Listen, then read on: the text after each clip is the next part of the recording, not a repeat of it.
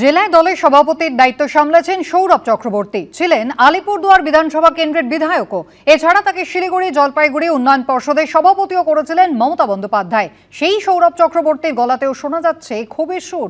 তাঁর নিশানায় তৃণমূলের ভোট কুশলী সংস্থা আইপ্যাক। সবচেয়ে প্রথম হচ্ছে আমাদের সাংগঠনিক ব্যর্থতা, দ্বিতীয় হচ্ছে আমাদের ক্যান্ডিডেট সিলেকশন। দেখুন, দিদির ওপর সবারই ভরসা আছে, দিদিকে সবাই ভালোবাসে, দিদি কাজ করেছেন, আলিপুরদুয়ার জেলা দিয়েছেন, এত বেনিফিট দিয়েছেন, লক্ষ্মীর ভাণ্ডার। 2011 সালে আমাদের সাথে প্রশাসনও ছিল না, পুলিশও ছিল না, লক্ষ্মীর ভাণ্ডারও ছিল না, আমরা সরকারে ছিলাম না। আমরা সংগঠন মানুষের মানে লড়াই যে করেছে দিদি, আমরাও লড়াই করেছিলাম তখন ছাত্র আন্দোলন, এবং অনেক প্রত্যাশা নিয়ে মানুষ 2011 সালে আমাদেরকে ক্ষমতায় নিয়ে এসেছিলেন, দিদি মুখ্যমন্ত্রী হয়েছিলেন।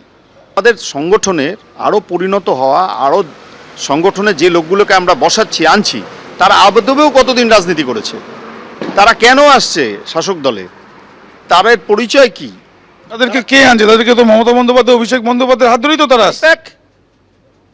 আইপ্যাককে ছেড়ে দিচ্ছেন কেন? আজকে পার্টি অফিস ভাঙচুর হচ্ছে, আইপ্যাক কোথায়? আইপ্যাকের তো অফিসে তালা ভোটের আগে থেকে। আইপ্যাক বলুন আর যারাই করছে, আইপ্যাকের তো অফিসের তালা। বক্তব্য ক্রাইটেরিয়াটা কি ছিল? ওই ক্যান্ডিডেট সিলেকশন বা পঞ্চায়েত বা পৌরসভাতে আমরা যাদেরকে করলাম, এই পৌরসভা পঞ্চায়েত উড়ে গেল, এত ভোটে জিতলাম আমরা, জেলা পরিষদ সব কিছু। আজকে ভাববার সময় হয়েছে। এই কারণেই যে দিদি এত কিছু করলো, আলিপুরদুয়ার জেলায় 16 লক্ষ বেনিফিশিয়ারি, মানে 16 লক্ষ ভোটার, 14 লক্ষ বেনিফিশিয়ারি, তা আমরা ভোট কত পেয়েছি? 4 লক্ষ ভোটও পাইনি। এগুলো ভাবতে হবে।